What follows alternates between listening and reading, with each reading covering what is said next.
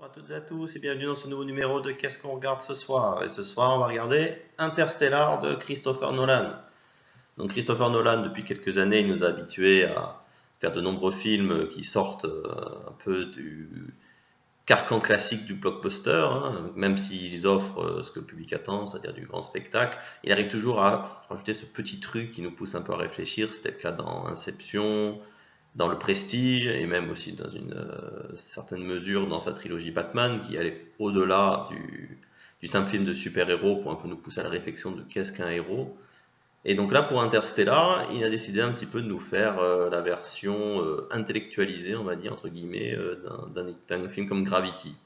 Donc Interstellar, c'est vrai que ça, c'est de la science-fiction pur jus, la science-fiction à l'ancienne, on va dire, un peu comme dans les romans d'Asimov ou de Bradbury, c'est vraiment de la découverte, c'est de la science qui peut effectivement devenir plausible un jour, c'est plus juste de la science-fiction popcorn, comme on peut avoir par exemple dans Transformers. Donc là, le pitch est très simple, la Terre est en train de mourir, donc on doit trouver une nouvelle planète où s'installer, et donc on suit une équipe d'explorateurs qui doit traverser un trou de verre pour essayer de trouver une planète habitable pour sauver l'humanité. Donc là aussi, c'est vrai qu'il est très complexe, c'est vrai que il y a beaucoup de théories actuelles qui sont évoquées, qui peuvent des fois être un peu obscures, mais quand on arrive à bien se plonger dedans, c'est vrai que tout se tient bien, c'est vrai qu'on peut pas trop, ça peut être tiré par les cheveux, même s'il y a certaines théories qui ne sont pas encore prouvées, notamment sans trop en révéler à la fin du film, ils mettent en place un truc qui peut être plausible dans cet univers, mais qui se dit bon, c'est quand même un peu tarabiscoté, mais finalement ça se passe bien. C'est vrai que même si le film fait 3 heures, il y a pas mal de longueur, c'est certain, hein, mais c'est vrai que c'est un peu dans le comment dire dans l'air du temps. C'est vrai que de plus en plus les films aiment bien développer, poser leurs personnages, peut-être suite au succès de toutes ces nombreuses séries qui justement sur le long terme permettaient de développer les personnages. Donc c'est vrai que là, on a un petit peu le même traitement.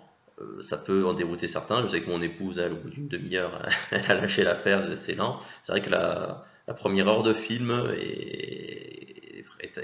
met beaucoup de temps à démarrer, mais c'est vrai qu'après ça met les choses en place pour la suite.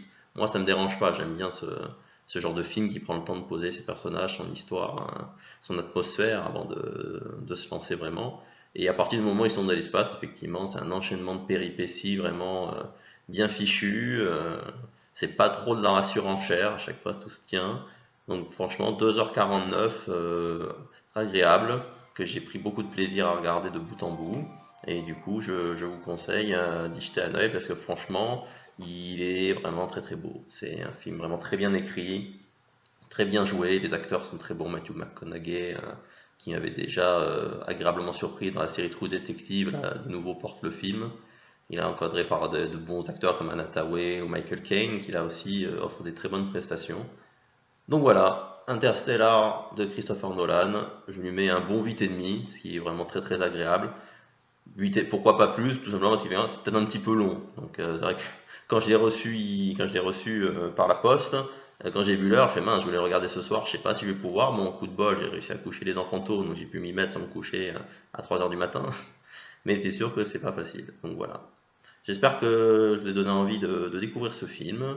Et je vous dis à très bientôt pour un nouvel épisode de Qu'est-ce qu'on regarde ce soir.